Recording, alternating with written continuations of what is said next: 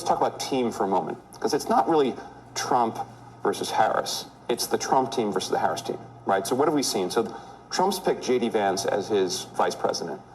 Walz is a self-described knucklehead, right? I can't imagine a world in which this guy is president of the United States.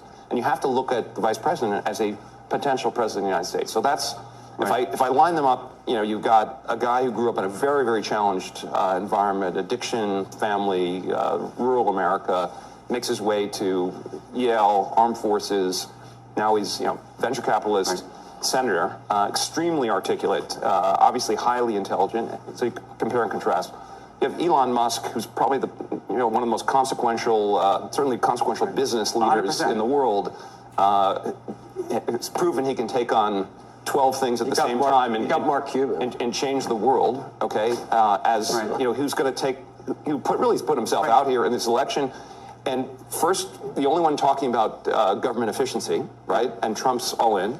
By the way, RFK. Okay, RFK is a highly intelligent, capable person, and he's focused on a couple of issues that mean a lot to me. Number one, the food industrial complex, what's happened right. to the health of Americans over the last couple of decades. He's going to focus on that. I think that is a critically important issue.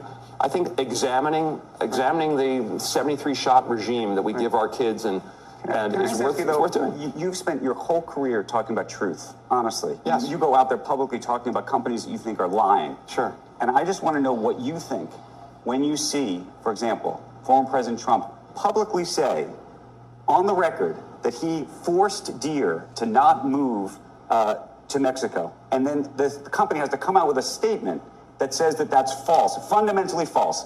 He puts on Twitter or on social, on his social media platform that Jamie Dimon is endorsing him. And then J.P. Morgan has to come out publicly and say, that's not true. Actually, that's not what happened. What happened was Jamie said some positive things about Trump.